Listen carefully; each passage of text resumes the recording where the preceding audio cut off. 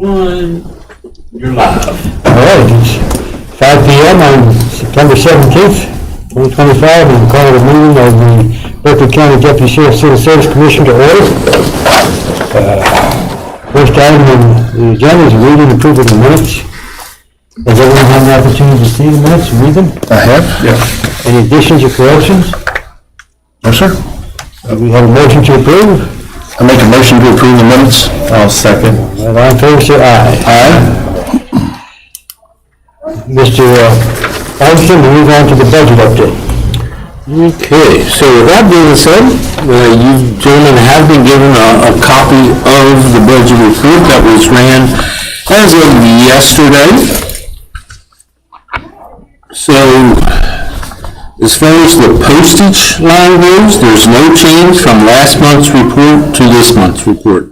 Our current obligation rate does stand at 2.1%, with the remaining balance of $1,468.41. I thought we would have seen a change due to some invoices coming in. However, they haven't made it, I guess, all the way through the process, and the process can be quite lengthy. By the time they come into our office, the county clerk signs off on them. They go upstairs, and then the county commissioners, they have to approve them, this and that. So I would expect to see a change next month. Would that be in advertising? It will be in advertising as well, I believe. Yes, sir. Postage and advertising. Remaining balance for the advertisement and publication line is that of $8,861.12. Again, there's no change from last month. The training and education line, that does show a zero of funds in that item. Again, if you recall, that was given to us, it wasn't supposed to be given to us. So that line, I thought, was going to be taken away. However, from what I understand now, it's going to remain there with the initial funding of the, what was it, $8,500. However, if you look over in the other transfer and adjustments column, it says minus $8,500. So it's going to, from what I now understand, stay there. Professional services, again, there's no change from last month in the report. Still, current obligation remains at 0%, with a remaining balance of $10,000. Please keep in mind that this month we did reach out to Mr. Henry.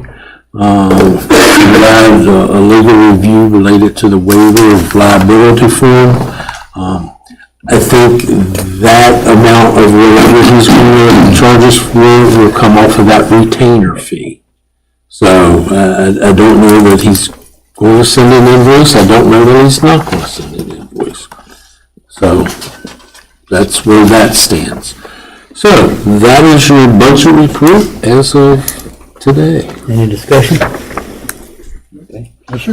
We'll move on to old business, 2025-26. Open higher physical agility written exam, August 23rd, 25. Okay, the only thing as an update for that was the applications of the top 3 applicants were provided to the sheriff's office, to the CID division, so that they could do the backgrounds for the top 3 candidates. So other than that, nothing else to report at this time. I guess backgrounds are still ongoing. All right. Issue 2025-31, qualification online application process, accepted, candidate withdrawn, rejected. That's all commissioners with deputy clerk listed. That's basically all you all for your discussion.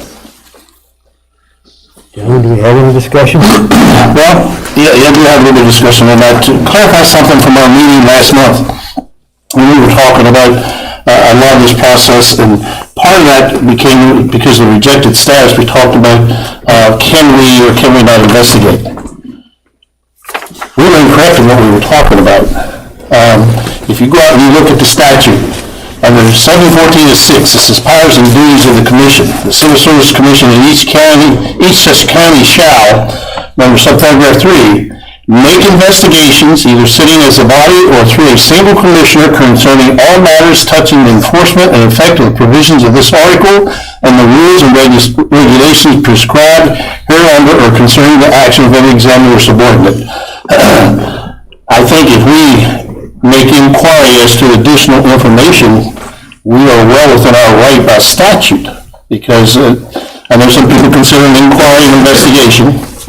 But if we're just asking for additional information, I don't see where that we can't do that, because the statute here, I think, is pretty self-explanatory. It says we can make investigations either as a body or as a single commissioner into matters touching the enforcement of the law or the provisions of the rules and regulations as prescribed thereunder. So if we decide that we need to reach out to someone and ask for more information to clarify something, I don't see where we're wrong in doing that. I'm not saying that we have to, but I'm saying it would not be wrong for us to do that. And that's my opinion, just based upon what I'm reading in the statute. So I just want to bring that point to clarity, because I know we had a lot of discussion on that last month. So,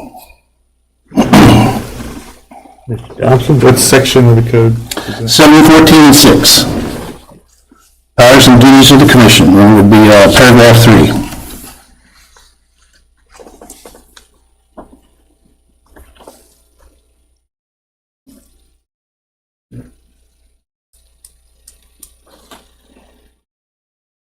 As I recall the discussion from last month, one of the issues was that some of us felt more comfortable with the suggestion coming after investigation by the office, by the department. Is that right?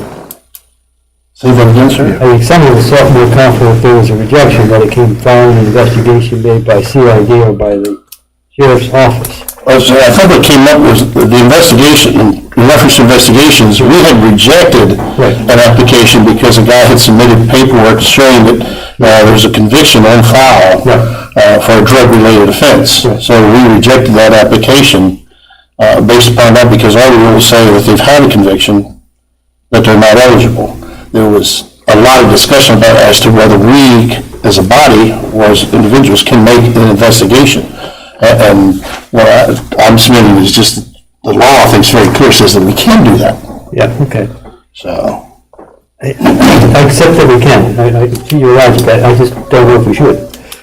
That's the next step, I think. my thing would be, well, we definitely can make the inquiry and ask for additional information. Okay. Whether we make the final decision and say reject it, or whether we say then we're just going to forward that on, then I would say that's going to be a decision for the body to make at that point in time.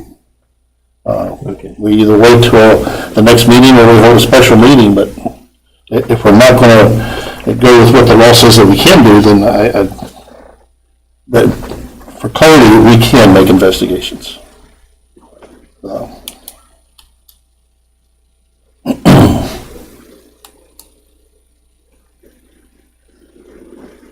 So if I may add, one of the big benefits I see that if you do reject an applicant, it saves time on the process.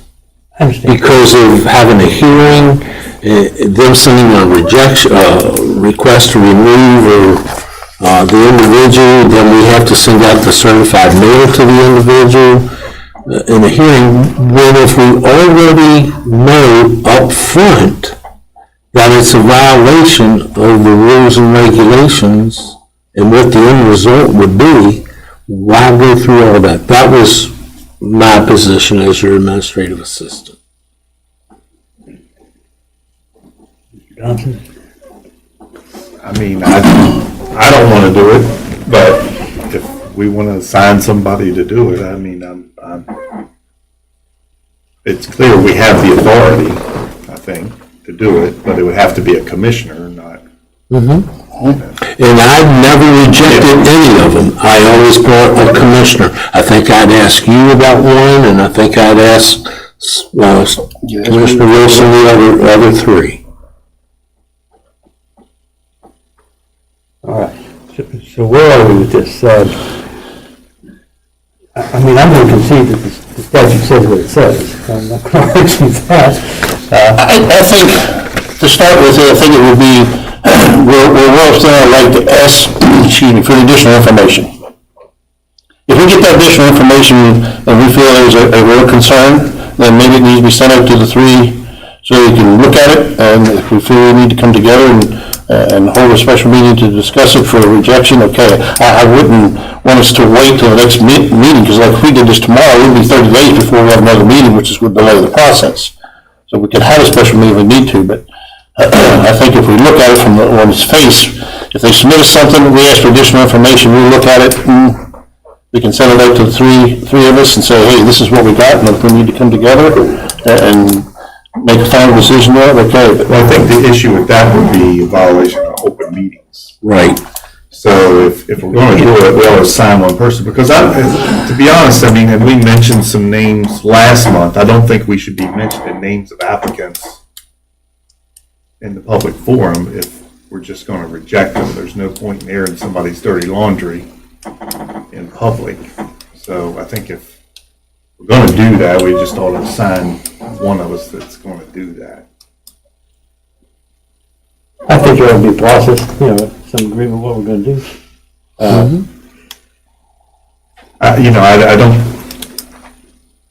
I mean, we don't, if somebody goes through the process and gets the background investigation done and there's an issue, they have a right to a hearing, but we don't publicize, why they were rejected or anything like that, publicly, unless they want a hearing. Then Yes, it's a public hearing. It is a public. So I don't think we should do that on the front end either. Right. It's Even if we do a which we special- would have to do if we do a special meeting. If we do a special meeting, we have to discuss who that person is and what the situation is. So it wouldn't be to try to hide anything from anybody, but as a matter of privacy for the person making the application, I think would be prudent.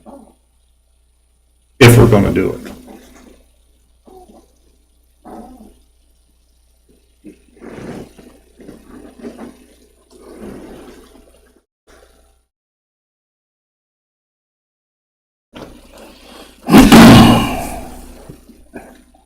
I'm going to suggest, and I'll make a motion if you want me in a moment if it seems appropriate. I'm going to suggest that if we're about to do a rejection from an application that involves two commissioners. Oh, it can. We can. We can. Not without a meeting. Right. So the only way to do that, if you assign one commissioner to do it, give the responsibility, and it doesn't involve any discussion with other commissioners, no violation of the open sunshine laws, open meeting laws.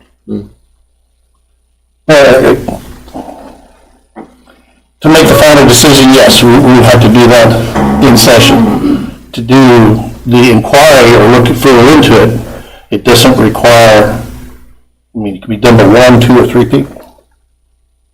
It says investigations can be done sitting as a body or through a single commissioner. So, but if we sit, make the final decision, then we would have to sit as a body to. Yeah, and that has to be an open meeting. Yes.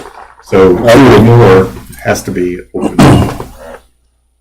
I mean, I guess an alternative could be it could rotate through the commissioners one at a time, like each issue, but. And I think that would be fair.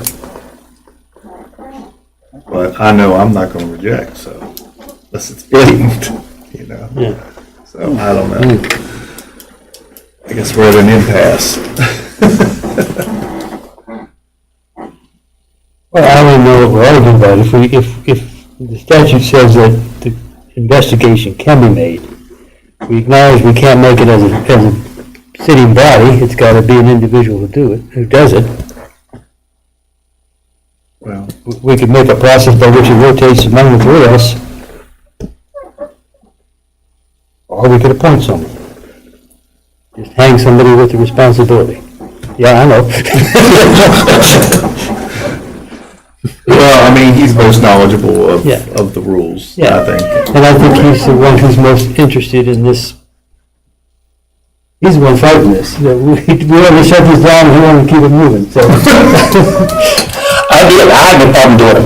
Yeah. That doesn't bother me, because I'll be fair, and I'll be open and honest about it. So I just want to make sure everyone's aware of it. We do have the right to investigate. Our statute, it does do that. And to keep from dragging the process out and slowing the process down, it would require us to have a special meeting once the investigation's done. So, and if you want me to do it, I have no problem doing that. So it really, I don't think we need to make any major changes. We know we can make the investigation. Yeah. In order to discuss it, we have to do a meeting because of the Open Meetings Act. We'll continue as we're doing. The thing will be is if we have to make inquiry into somebody, then we know that immediately we're going to look into it, and then we're going to have a meeting afterwards to make the decision, because one person can't make the decision, and none of the three of us can do that together without having a formal session. So, Do you think you need a motion to appoint just one? If we're going to appoint one, if it's going to be some kind of official action, it needs a motion. well, I don't want to make the motion before myself. So I'll make a motion that we, as a commission, appoint Scott Wilson, as commissioner to comply with Section 3 of the 714-6 of the Code, powers and duties of the commission, to review and or reject any applications that don't comply with our rules. Okay, I'll second that. We're in discussion section of this motion. I guess I just want to say that I would suggest that we avoid rejections, that we're careful about rejections, and that they go to CID as opposed to actions by this group. If we have questions, let it go. That's my suggestion and my discussion. Anything else? Agree with that? No. All in favor, say aye. Aye. Carries. Can we close that one? I believe we can. I make a motion to close, what's it, issue 2025-0031. All in favor, say aye. Aye. I'll second it. I was going to say that. All in favor, say aye. All right, next item, 2025-32, doctor certification fitness performing duty test, rate entry level. Commissioner Wilson.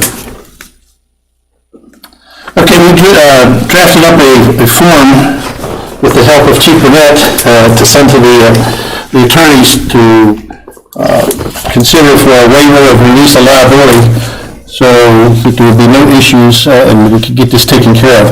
Both of them were sent out. One was sent to Mr. Delgado for the county, and one was sent to Mr. Henry for the commission, and they both have responded back with some minor changes. I didn't see anything that was any major changes, so I think really we're at a point where we need to take a look at those and decide what we're going to put together in our particular document and move forward with this, so we can waive this issue as far as having a doctor sign off in order for them to take a physical fitness test.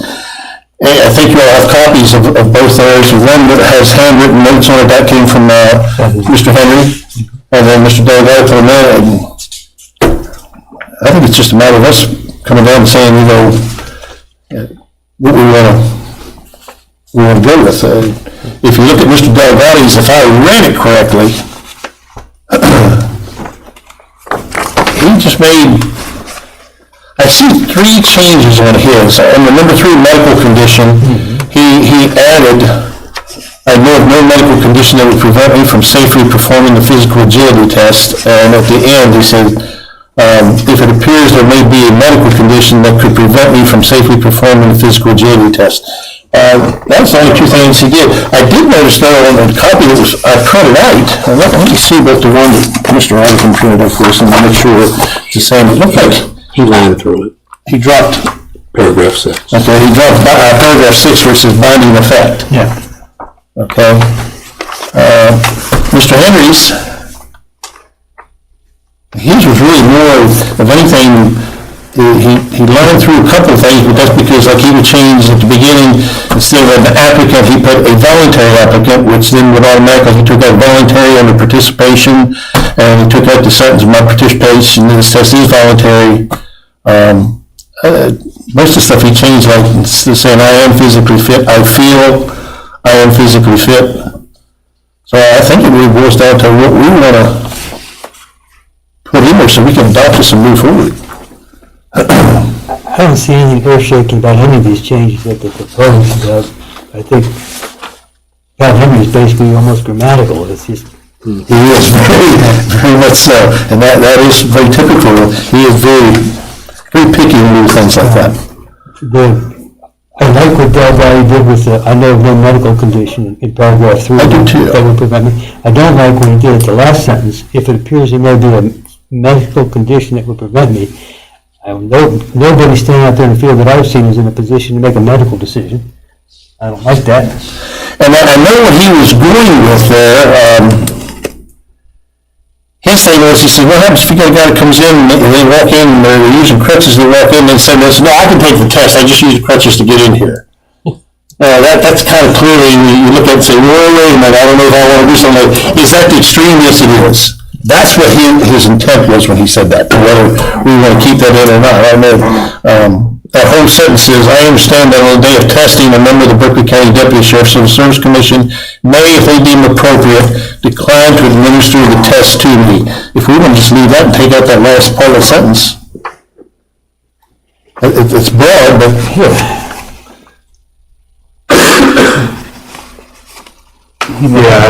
I like that better. Yeah. Period there after me. okay, so we'll just stop there. Decline to administer the test to me, we'll just do the period there. And we'll just, the last part of that, we'll just leave that. It could be for a variety of reasons. Yeah. Mr. Henry did say, when we had down here, release of liability, we left it blank right in the high school. He recommended you just put the Board of Education, I guess that's the umbrella to cover it all. Yeah. So we could do that, that would be real easy to do. I think that makes sense.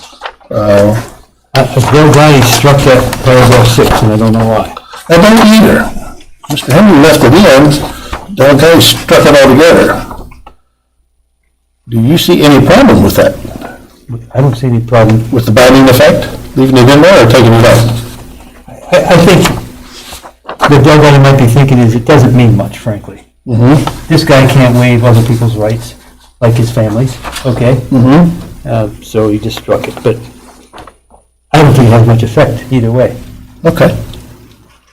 If it doesn't have an effect, just leave it in there. Yeah, okay. Okay, so pretty much then, with what we have, with what Mr. Del Valle has, One other change that Pat Henry put in there on number 4, paragraph number 4, he lined out that last. what are called by negligence or otherwise. I like that. Take it out of there, because, Take it out, okay? yeah. Yeah, we don't want to say just negligence, anything.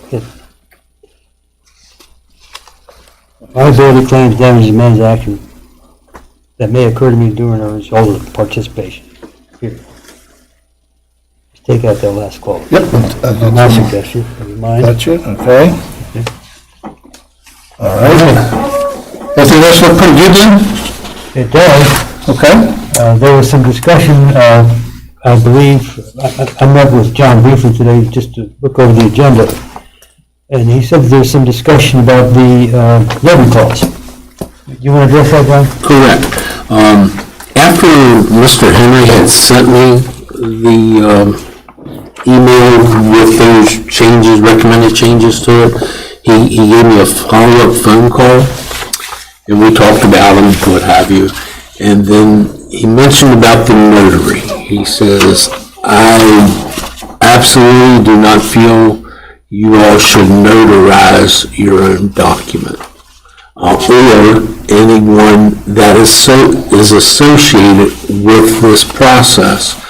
And we got to talking, myself, I am a notary. I used Miss Sullivan from the Sheriff's Department as she would be present to be a notary. And he, again, reminded me, I don't agree with you all being notaries for this form because I firmly believe it is a conflict of interest. was his position. And I've known Judge Henry a long time. I wasn't about to get into a debate with him. I just accepted for what he was telling me and then bring it back to you folks. But that was his position. So if that were the case, that we don't notarize it that day, that would be a form that would have to go, when the application is submitted, we would email them, the applicant, and send them that form, and they would have to get it notarized and then back to us, which... And you might lose some people when you do that. Yeah. We're already going to have to send one form to them, I believe, and that's that applicant's statement form for them to sign. But not notarized. But it's not notarized, but they've still got to sign it and send it back to us. I mean, typically these forms are 2 witnesses or a notary. I mean, the ones I've notarized, usually, I mean, like some, like power of attorney forms, things like that for the state, or Some of them. they're, so I kind of agree with what he said, because, I mean, that's a notary rule, not necessarily just a commission. But when he was discussing this with me, my thought process was, I don't understand it being a conflict of interest, because I've been a notary probably 7 years now, and I've always been told, I'm not notarizing or saying that what's in that form is truthful. I'm only notarizing their signature. That is, if I'm in the county clerk's office, they show me a driver's license. Yep, that's you. That's all that I have ever been told I'm notarizing. Right, but I think the rules state that you cannot notarize any document that you have an interest in. So he's probably saying that. I've never heard that. Yeah, it's in the booklet. Okay. Yeah, I think I may remember that. Like if I'm selling a car to somebody and it has to be a notarized bill of sale, I can't notarize. You can't notarize your, yeah, that's true. I can't notarize their signature if they're selling it to me. But when I'm kind of saying, John, is when I worked for the circuit clerk, I was a notary, and I notarized documents for the circuit court all the time, because I worked for the court system. It wasn't for me personally. We put the notary signature on this, it isn't for us personally.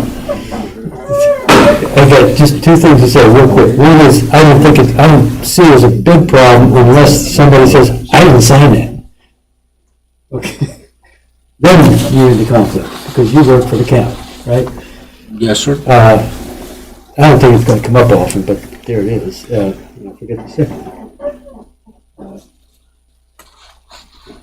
I mean, we're saying they can sign this in front of us or not in front of us, right? So, I mean, they don't have to be there. And the other thing is just that if the lawyer that the commission has hired to give us advice advises us not to do it, and we do it, that kind of weakens us, doesn't it? Yeah, I think so. As we were thinking this a little bit, gentlemen, the Secretary of the Civil Service Commission and the Secretary of the Sheriff have absolutely no interest in the hiring of deputy sheriffs whatsoever.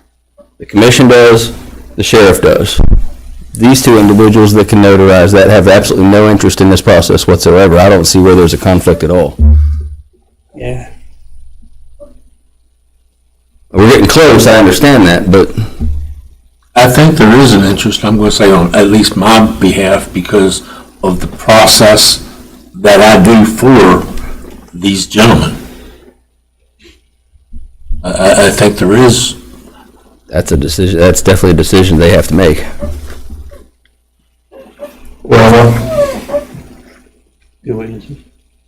Well, I think we should probably get the document redone with our changes and investigate that a little further. If he said that, I'm like you, I'm concerned. Yeah. We should take our time. I don't see it, so. I mean, we've got 2 sets of changes here, and we've talked about a bunch of changes, but I don't want to vote on a document that's not finished Yeah. either, Yeah. so I don't think, But I think it's real remote. I just don't think it's much of an issue. yeah. On the other hand, it could become one. Yeah, It's that 1%. yeah. So, are we going to, what are we going to do? We're I going to table this? say we table it and investigate, And we're going to investigate the notary issue. yeah. Is that a motion? I make a motion. I'm going to second it. Any discussion? All in favor, say aye. Aye. Any opposed?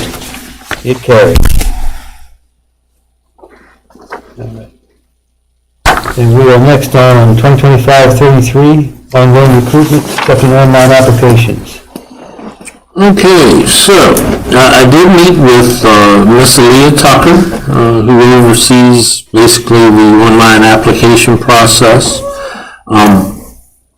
Miss Sullivan brought it up last month about having ongoing, continuously accepting applications like Central Dispatch 911 Center does. She said, yes, you can do that, and she's willing to help us do that. So it can be done. And the question came up last month is, how long does the system maintain the applications? Her word to me was forever. With that being said, in the state code, 714.6, powers and duties of the commissions, it goes into about, I'll say retainability of applications. And it says that keep minutes of its own proceedings and records of its examinations and other official actions. All recommendations of applicants for the position of deputy sheriff received by the commission or by the sheriff shall be kept and preserved for a period of 10 years in all such records. So we've got to maintain those applications at least for 10 years. Now, when it says all recommendations of applicants, I wrote to Mr. Delegati and asked him the question, is it all applications, or is it just the ones that we send the certified list of names to the sheriff? Basically, Mr. Delegati wrote back, that is a good question and cannot be easily answered by the text of the statute, and there has been no case interpreting that language. He goes on to talk about it, and he says, that being said, my advice when it comes to record keeping is to err on the side of caution and keep records just in case something comes up. So the online application process saves all of the applications, and it's going to be forever, so 10 years is maintained electronically, because the only applications I printed out this last time were those that were in a candidate status. So, Well, the purpose of keeping the ongoing application is what, to open up a little brighter, we can keep it rolling. more pool of candidates. Right, but if you're keeping records for 10 years, but you're not going to be, when you test when there's an opening, when there's a position, and we're going to test, you're not going to send out notice to 10 years back. No, sir. No, sir. Say, for example, we start accepting applications 1 October. Okay. Continuous. All right. Okay. The complete eligibility list isn't maybe done until the end of December. January you meet, and we set a date for the next hire or next testing. Say it's in March. And I guess that would be a conversation with the sheriff and you all as commissioners.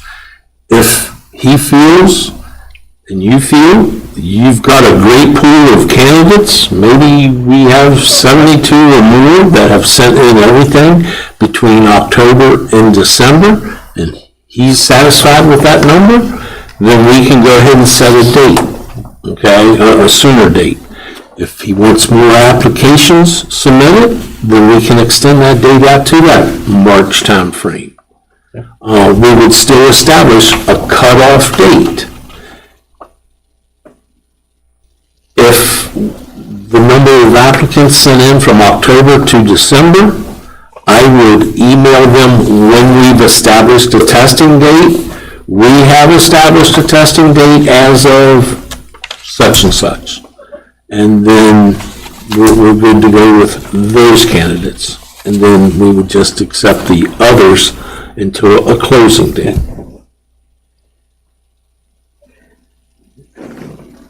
Same reason not to. Sure. All right. Well, I'm going to move that we move to an ongoing recruitment, accepting online application continues. I'll second. Any discussion? Yes, sir. All in favor, say aye. Aye. Okay, so now the question that comes up, since you've made that motion and it's been passed, my original thought was we would start this process 1 October, Okay. just to throw out a date there. But keep in mind, we don't have a decision based upon that waiver form. And I know we're not giving a test, I don't think within the next 3 months. I don't think the backgrounds will go through that quick or anything like that. So you still have time, but just so you know that would potentially, one of the forms we've got to send them, as well as that applicant's statement form. Well, we're under the old rules until we change them, so. Yeah. Correct, but where would this fall under, where would, Well, I understand the issue with the liability form. I mean, I'm not gonna test before then, so I'm not sure what you're saying. okay.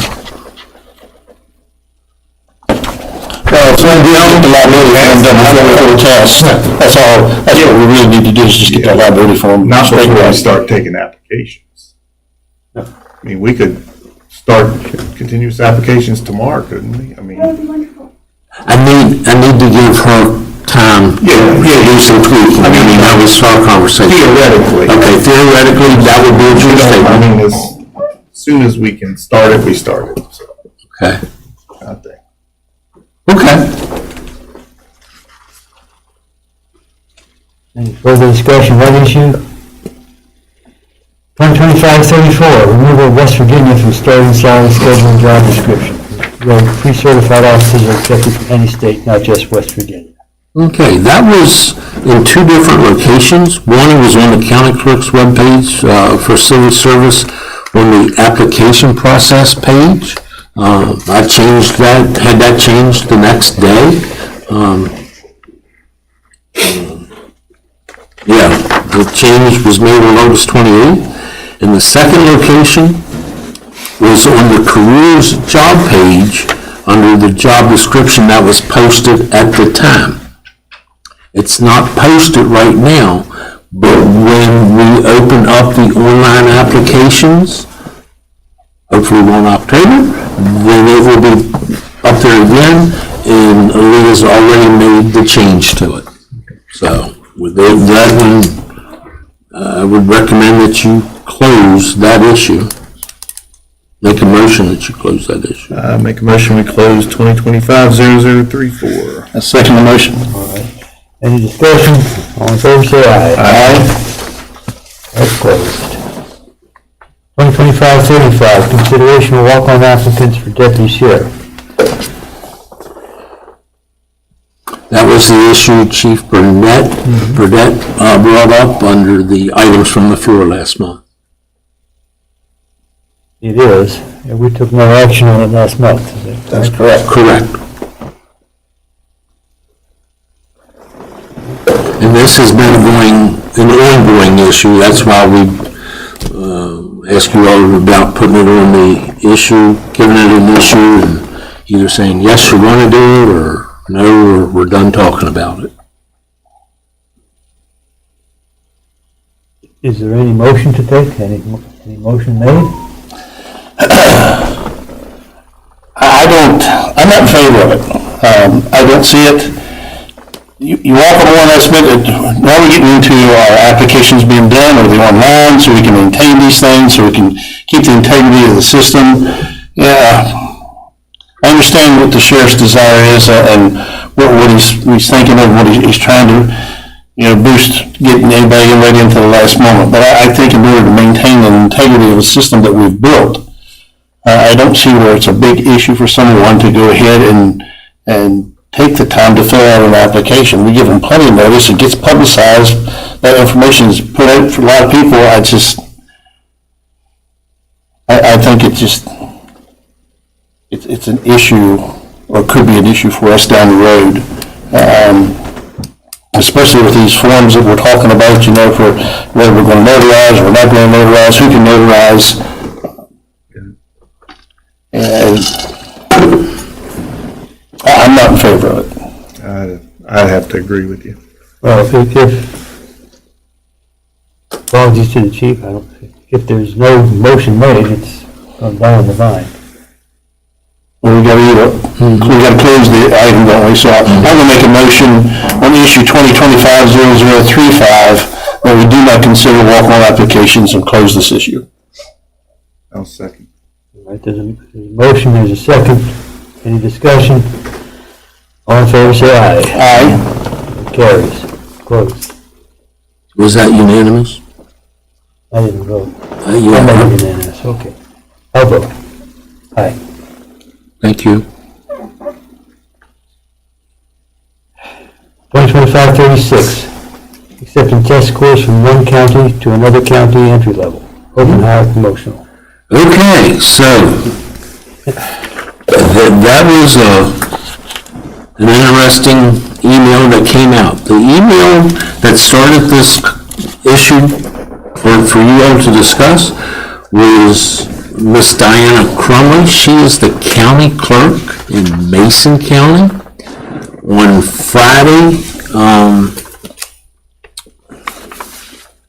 On Friday of September 5th of this year, she sent an email out to all county clerks asking the question, and the question was phrased,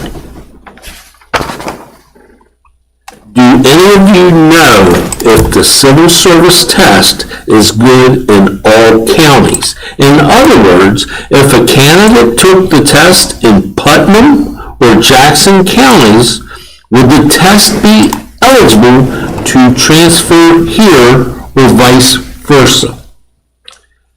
I provided a reply back to my chief deputy because she asked me for input, and I cited what I felt was justification dealing with the state code, talking about how each county has its own set of civil service rules, testing, with fairness and test integrity could be a problem. If Putnam County used a test A and Berkeley County is using a test B, they're different tests, so there was a discrepancy with that. And it does not state in her question whether it's for open hire / entry level or if it's for promotional opportunity. So I felt and I have provided you gentlemen the response I gave to her. Well, lo and behold, come Monday, there was an email that came out from Brian Wood, who is the county clerk for Putnam County. And I don't know where the apparently there's a sheriff.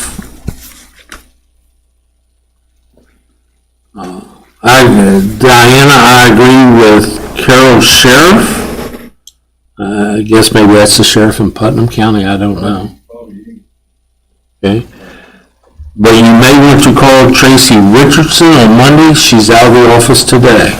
Tracy Richardson, apparently, and that's my point of contact with the West Virginia Division of Personnel. She put in an email, there is nothing in the Department of Personnel law, rule, or policy that would prevent you, and this went back to Commissioner Wood, or Clerk Wood, that would prevent you from using a previous score. However, you will need to comply with any county civil service regulation pertaining to appointment and provisions of West Virginia Code 714-1. Again, that's 714-1 for you folks looking it up on the computer. One section we want to look at is appointments from eligible list. If you decide to use a previous test score from another county, I will need a request stating the applicant's name and approximate test date. So with that being said, that kind of opens it up that test scores from other counties are in play now. Unless it's clearly stated in your laws, rules, and regulations wording something to the effect that it's not. And I'll give you an example. I go back to, it doesn't say that it doesn't apply for promotional, but in our rules and regulations, it's pretty clear what is factored into a deputy's promotion score. One of the things that this county does is considers evaluations. I don't believe all counties consider evaluations. And I'll go back to some lawsuits. I think that was in there because of Judge Wilkes' ruling that came about. I don't think promotions will even apply to what we're talking about here, and simply I state that because someone who you talk about test scores from another agency, well, first of all, they have to become a deputy here. They can't come in at their former rank because they didn't serve here. So they have to come in at the lowest deputy. Then they gotta wait their time frame before they can even become eligible for promotion. So why would you take a score that might be 2-3 years old and do that? In addition to that, we don't hold scores. This commission has decided not to take and do an eligibility list and then hold it for 2 years. We test every time there's an eligible, or there's a vacancy. So a previous score would not apply. Not based upon the way we conduct business. When we say that we're going to take, and if there's a vacancy today, okay, we've publicized that, and we do that, we take care of it, and we test, and all of a sudden tomorrow there's no vacancy, we do a whole new test. We don't slide them over because the rules specifically say that the vacancies would have to have occurred at the same time. So I don't see that in this particular case where we're talking about scores from another department, for promotions, I don't think that even applies. I don't think that's even something we even have to worry about or consider. Talking about holding scores or using scores from another department for entry level, every time we have a vacancy, we hold a new test. We don't hold scores, we don't hold, the eligibility list. That list we have, we keep going through until it's vacated, and we go through there. You get into things, how far back are you going to go on some other department's scores? How long are you going to allow them to hold them? I think, to me, it's something we don't want to get involved with. We talked about little things like this this thing with the notary and everything like that, we're trying to be very cautious of that. Why would we want to take scores from another agency that we have no control over whatsoever, of how they went about it, how they conducted it, what they do? We don't even know what their local rules would be, as they may have different ways of doing it. I think it's a conundrum that we don't want to open ourselves up to. Well, but we're basically accepting their agility. We're saying that a pre-certified doesn't have to take the agility, or is that true, or does that? Yeah, that's true. Correct. That's So correct. what's the difference in that and the written? I see your point. And I'm like you though, I wouldn't say from time and eternity, and I definitely wouldn't do it for promotions. But, I mean, if they can, and I don't see a difference between that and the agility. I mean, we know what this test is, and it's. It has to be the same DOP, not some other agency. Right, it would have to be Same test. West Virginia. Right. But here, Just A and B, right? A and B. Yeah, okay. But not all, and that's what I was saying in my response to her, was that not all departments do the West Virginia DOP test. Yeah. That would have to be a requirement. Yeah. And the other thing is, does everybody require 70%? so we're doing everything, I didn't mean to. I don't think that's in the code though, is it, that it has to be 70% score? That's just in our rules, I think. I'd have to go look at it. I think it's a 60% in the code. Code says 60%. Yes, I thought the code said 60%. So We bumped it to 70. Yeah, so if somebody thinks they're gonna get through on a 65%, they're not gonna. Correct. Okay, we've got the sheriff standing at the podium. Yes, Sheriff Blair. We just came back from a sheriff's auditors conference in Canaan, and we talked about a little bit about this. It was a discussion. I think your biggest concern with this, as I stand here, there's 55 different ways of doing this. Ain't one. There's nobody that does it like we do it, and I found that out, and that everybody does everything different. So. You know, It's different between us, Jefferson County, us, and Morgan County. Absolutely, and I think the biggest concern for you all is just the integrity of the process. You all, I mean, we do it the right way, I believe. I mean, as far as giving the test, and I'm not saying any sheriff's offices wouldn't do it, but it's an integrity issue that, you know that those test scores, but again, I do see the argument to accept them. I mean, they've taken the same test, but there's 55 different ways of doing it. I guarantee you that. Not the test itself, but the whole process. I have a concern. If we're working hard to get people here in our area to take these tests, okay? So let's say we get an eligibility list, and we're working on that eligibility list, and someone's taking the test from someplace else, and they come up here and say, well, I want to be put on the eligibility list, I've already taken the test someplace else. Well, where's that fair to the ones that came here and took the test, and, are you going to just stick them in just because we're going to accept it? They don't have to take the agility. It's the same thing.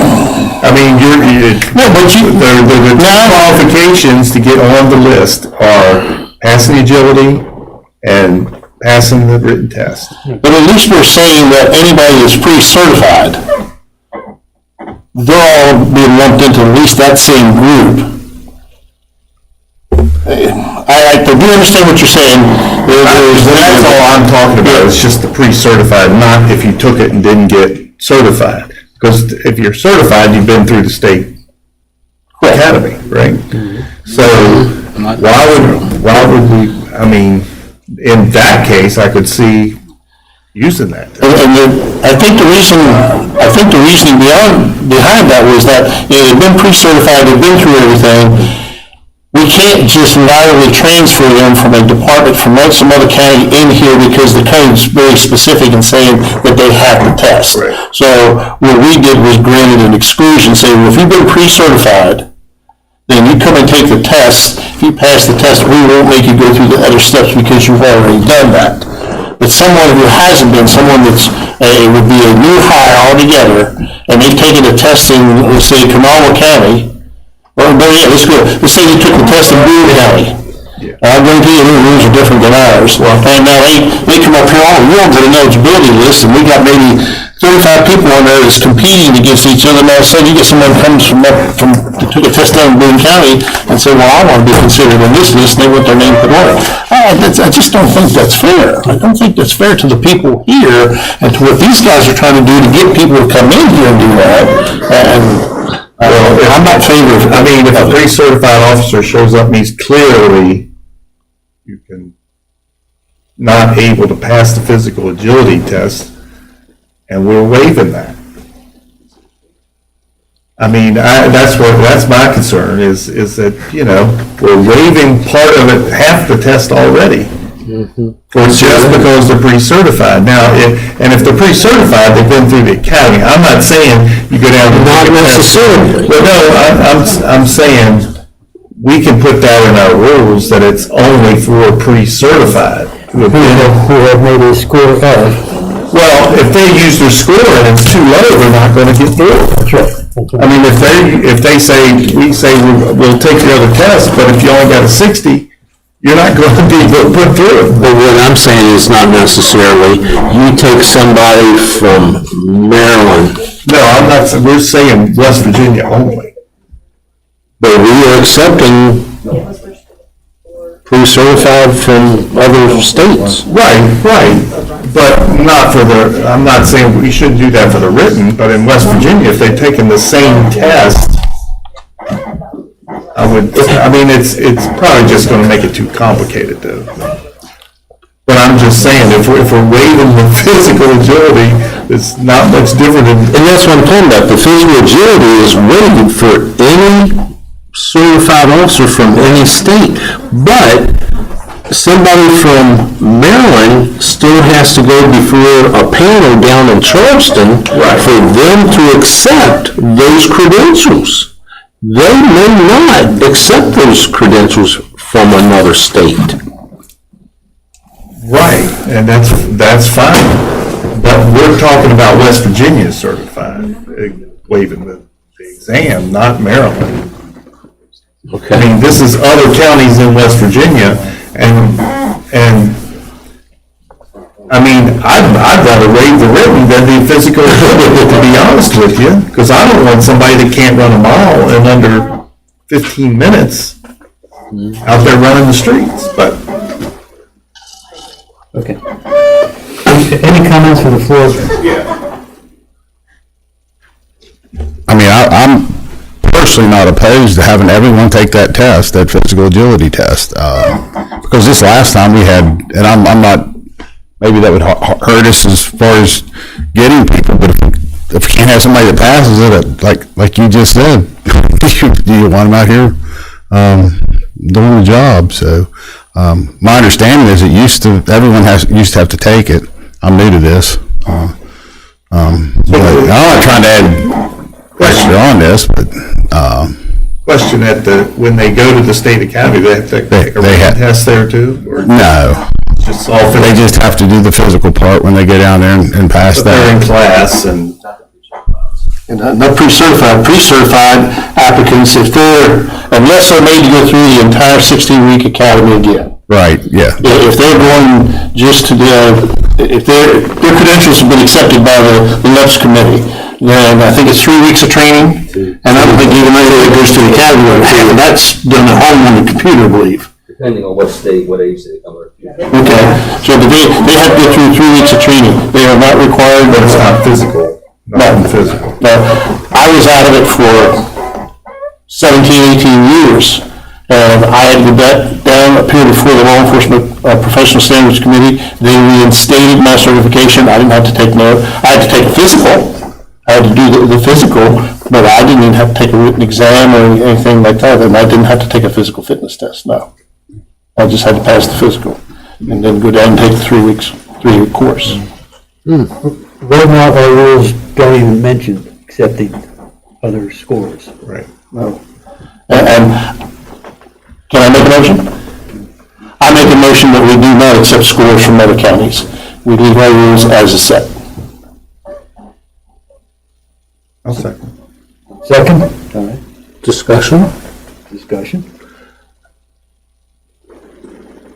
It's well and good to have a motion, but if it's not addressed in the rules and regulations as Richardson has said there, then you would have to accept them. She says it goes back to the rules and regulations. I'll amend my motion then. If we can we do that, since we're voting on it? You can. You also got somebody who wanted to stand and speak, so let's hear I it. think we're all pretty much in agreement on this. We know that we're going to be having rules amendments coming forward. We're going to discuss some here shortly. I don't think it hurts to just throw a one-liner in there somewhere to cover us on all of this. It wouldn't be that difficult of a change, just to throw that in there to make sure we're safe. Okay. Mr. President, may I amend my motion? You may amend your motion, sir. All right, my motion is that we do not accept previous test scores from other counties for new hires. In addition, I would say that we make an amendment to our local rules and regulations to indicate that we will not accept test scores from other counties. Second? Well, I'll second, but I want to amend. You second, we're moving to discussion. Okay. Okay, so I think you should say, make sure you're clarifying written test scores Correct. instead of just test Correct. scores. What I would do, I'd be glad to type up a little statement like that and send it to you, make sure it looks okay, and then we'll put it into the amendment.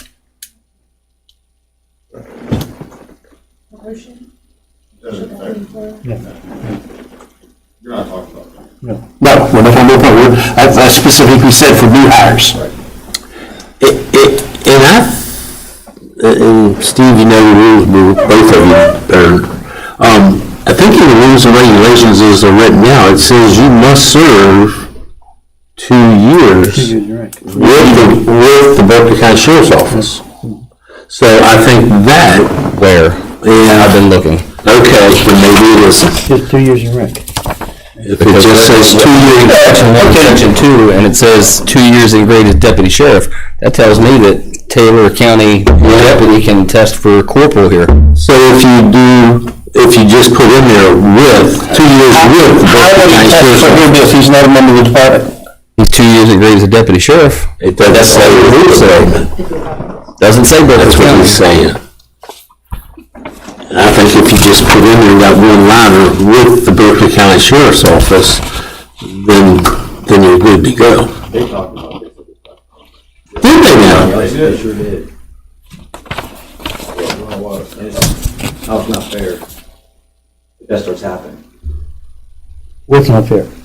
If you were to take someone from Taylor County and someone that's been up here for Oh, I see. so many years and they get, Yeah. our person gets bumped for a guy out of Taylor County and they come up, yeah, I mean, that's not fair.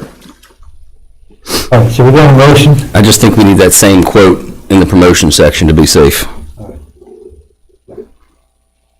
So we got a motion to amend the rules. You didn't specify which rule. Well, yeah.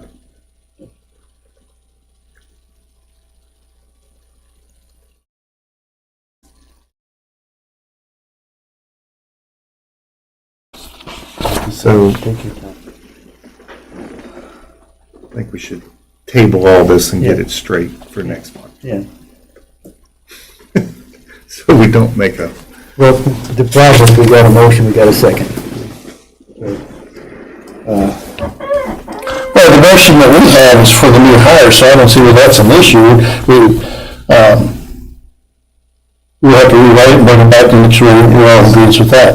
What he's talking about is a whole different motion, because he's talking about promotions.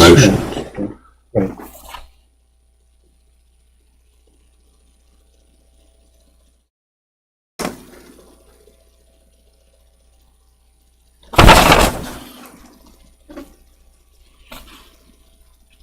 yeah, I mean, for promotions, under eligibility, all it has to say is the next lower grade Yeah. with the Berkeley County Sheriff's Department. Yes. Yes. Berkeley County, West Virginia Sheriff's Department. We're not talking about South Carolina. Although that'd be a fun department to work in, I think. We're further discussion? Are we ready on this? Not ready on the motion I made, yes. I'm sorry. Repeat that motion you made. Do that. Okay, my motion is that we do not accept written test scores from other counties on the new hire eligibilities. So we will not accept written test scores from other counties for new hire eligibilities. Place that in the rules. And we will make it a notation into our rules to indicate such a change. Second. All right. All in favor, say aye. The rule will be approved next month. Yes. Okay. The other motion would have been in reference to promotions. Do you want me to go make a motion on that? All right. I'll make a motion. But we look into that one just a little further. That sticks in my mind, or somewhere that it's written that says you've got to be within the department. I may be wrong. But let us investigate further into the same requirements in reference to promotions as well. All right, we're going to table it and turn it over to you. Okay, that sounds good. Okay. New business. Do you need a motion to table it? Okay. I moved to table it wasn't on the agenda, so. That wasn't on the agenda.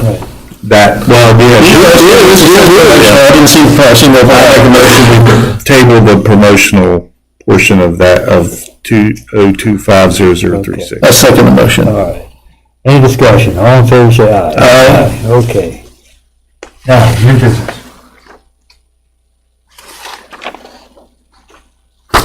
New business appears blank. New business, that was new business. Yeah, okay. Items from the floor. Sure.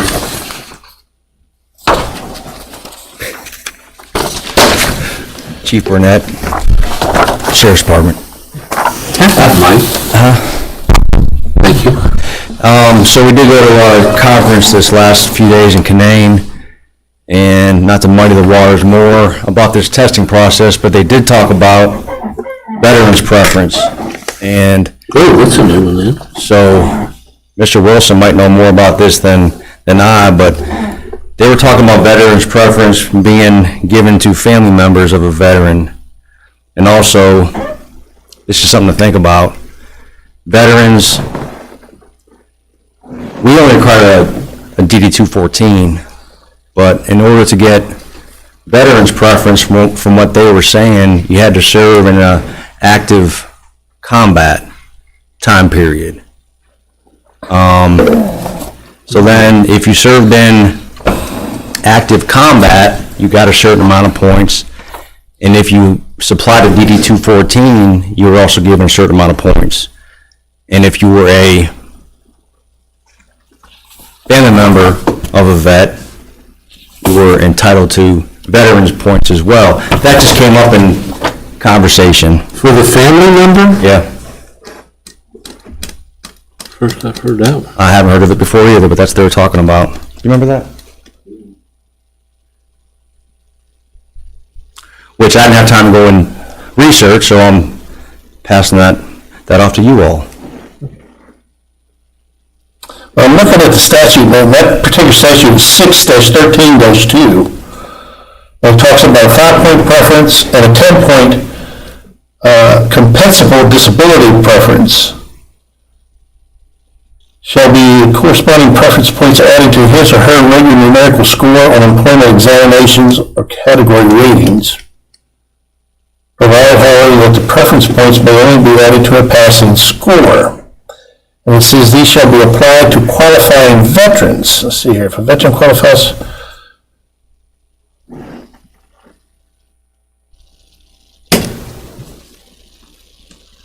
To receive the preference under this article, a veteran's separation from active duty must have been under honorable conditions.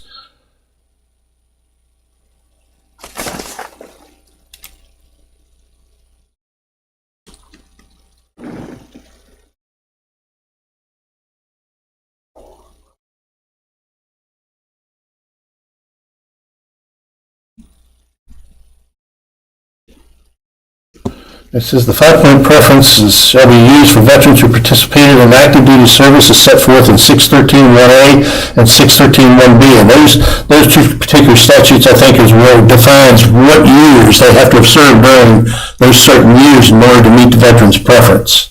They were talking about Vietnam War, World War I, World War II, and actually said World War III.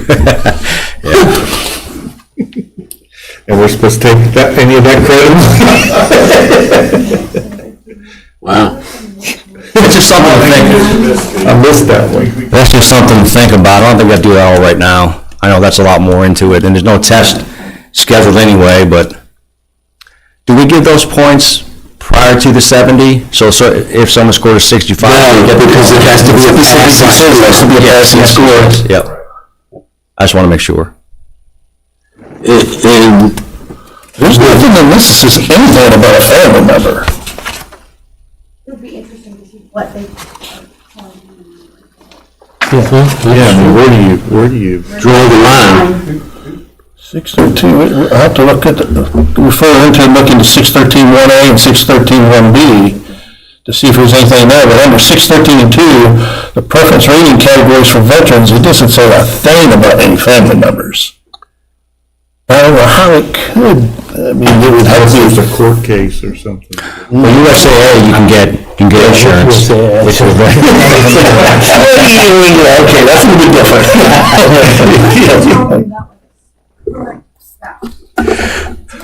Okay, I'd be glad to look into that one a little further. In the 10-point preference is for a 100% disabled veteran. Is that correct in your memory? Yeah, the 10-point preference is specifically listed as 10-point compensable disability preference. This kind of almost came up with this list that you currently have. One of those applicants wanted to claim 10 points because he's 100% disabled, and he is on your eligibility list. He passed the agility test? He, Or she, I'm not sure. yeah, Okay. yep, they're on the eligibility list. Okay. There's Now, another issue with not, with that just being, like it's disabled in another county and comes here and doesn't have to take the agility and. Good point. and with that being said, I'll stop right there. So, I can check into that as well. But the main reason why that I came up here, and I'm not sure if this is going to be as important now because you all can do investigations into somebody's application. But we're going to request, you still want to do it? We're going to request to strike section 4(1)L from the rules, which says, the Berkeley County Deputy Sheriff Civil Service Commission will not examine or certify any applicant that has been convicted of 3 or more moving violations of the law during the past 24 months. And the reason we were wanting that was because a lot of people don't know what a moving violation is. So if they were to submit that they have had 3 or more moving violations inside their application, they would be disqualified. But since you all can do investigation into it now, So if they disclose moving violations, we now on us to determine what the violations were and whether they were in fact moving violations. yeah, since y'all can do the investigation. but why don't, just strike that out of the rules and regulations? Strike it and let us look at it. That's what I would suggest. I have no problem striking it.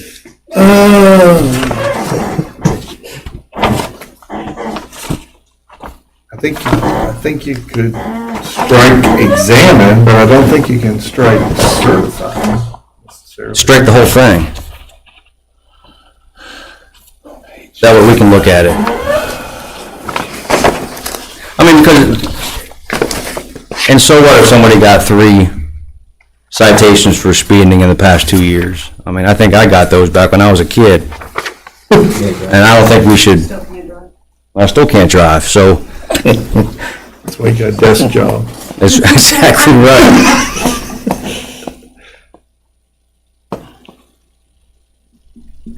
I don't know, I just think we should strike that now that, the more I think about it, sitting here, standing here. That's all that I have. Okay, so it's just, You gentlemen have a copy of the sheriff's letter addressing that.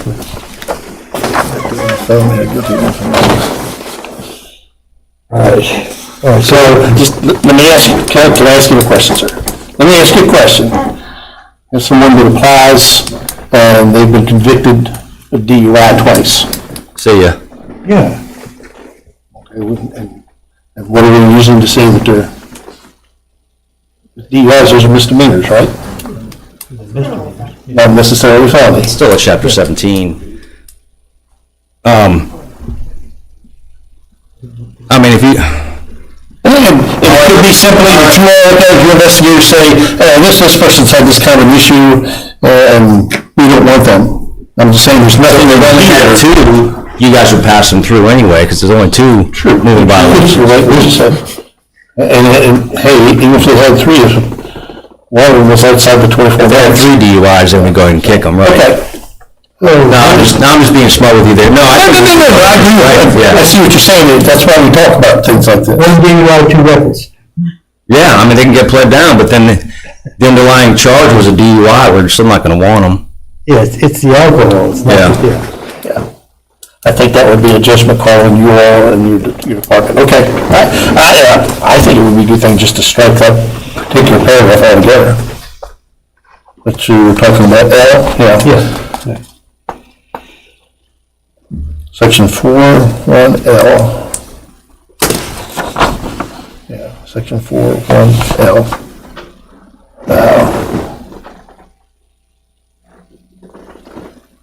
You want to look at it a minute? Yeah. Take your time.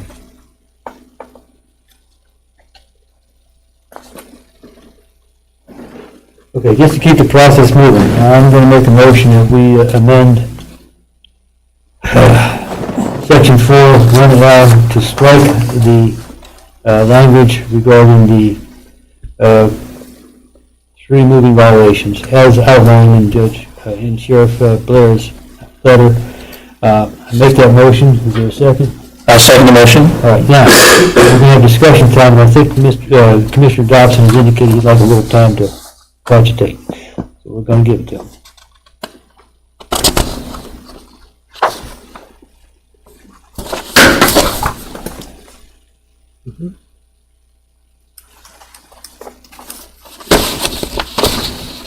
Guess you'll be spending a lot of time in the building in 3 weeks. I too can say seriously. We have a motion, we have a second. Any discussion? All in favor, say aye. Aye. All opposed? None. It carries. Okay. Chief Padilla, 50-50. anything else? Well, you got, the veterans preference, I think, is going to go under advisement. That's- Yes, sir. I'll give it an issue number. Chief Young, Additional language changes under Article 2, Section 4, preliminary requirements, refusal to examine or certify. I had sent these over and I was told I was late. Did you guys still get a copy of them They did. with the changes and the highlights They and did. everything? Because I made a I wasn't sure. You're good. Requested changes from CID. I brought Lieutenant Boothby with me here. He may be able to describe some of these better if you have any in-depth questions. He and I went back and forth quite a bit on these because some was just simple verbiage. With the exception of C. C, the highlight under C is a complete replacement for the current letter C. Currently, an applicant for the position of deputy sheriff must be clean and sober from alcohol and any and all illegal substances or scheduled narcotics. completely replace that with an applicant for the position of deputy sheriff must not have used any illegal substances except as noted in subsection D.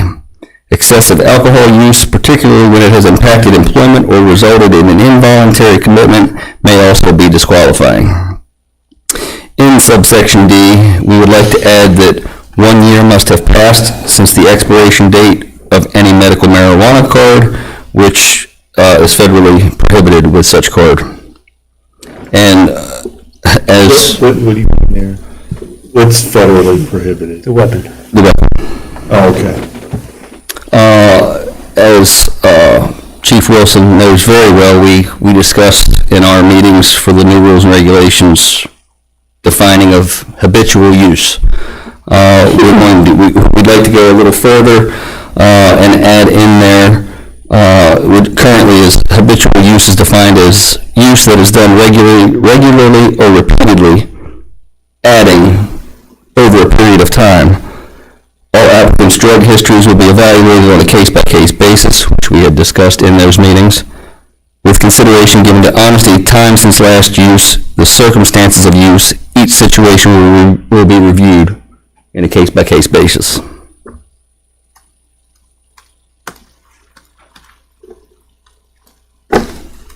All right. Well, how do you want to proceed? All right, let's take it one at a time. Let's start with the 1C, where they say they want to put an applicant for the position of deputy sheriff must not have used any illegal substances except as noted in subsection D. I think it's repetitive, but okay. Excessive alcohol use, particularly when it's impacted employment or resulting in voluntary commitment, will also be disqualifying. I don't have a particular problem with that myself. Honestly, I prefer to the language we got. That was the part that we would add that in there. If you come down to section 1D, it says, this includes medical marijuana. 1 year must have passed since the expiration date of any medical marijuana card, federally approved card. So I have to ask the question, what are we saying there? We're saying that,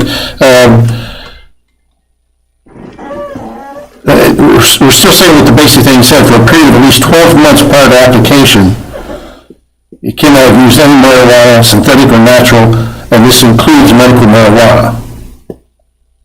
And by federal regulation, if I'm correct, 1 year must have passed the expiration date of the card. 1 year past the expiration date of the card? Yes. Okay, so 1 year must have passed since the expiration date of any medical marijuana card. Okay, so I understand what you're saying there, so. This means a clarification of the medical marijuana. Is that where we are? For the states that have the cards, Okay. and we are seeing a great uptick in states that have the legal cards and different I have a big issue with that. Okay, then we come down to the third one, is habitual use. Okay. Habitual use is defined as the use that is done regularly or repeatedly, and you want to add over a period of time. I have an issue with that. But coming down, let's go down, it says will be evaluated on a case-by-case basis. Well, that's all in there. Each situation will be reviewed on a case-by-case basis. So that's already in there. With consideration given to honesty, time since last use, and the circumstances of use. I think that falls back to the investigators themselves. I don't think that we need to put that into the rules and regulation. Yeah, I think that the circumstances of use is the case-by-case basis. Yes, mean, I agree with you. So I don't think we need to add that in there. I think we've already covered that on a case-by-case basis. That falls back to the investigators when they're doing their background to identify that and identify it to you all as the administration and say, hey, this is not somebody we want, or whatever the case may be.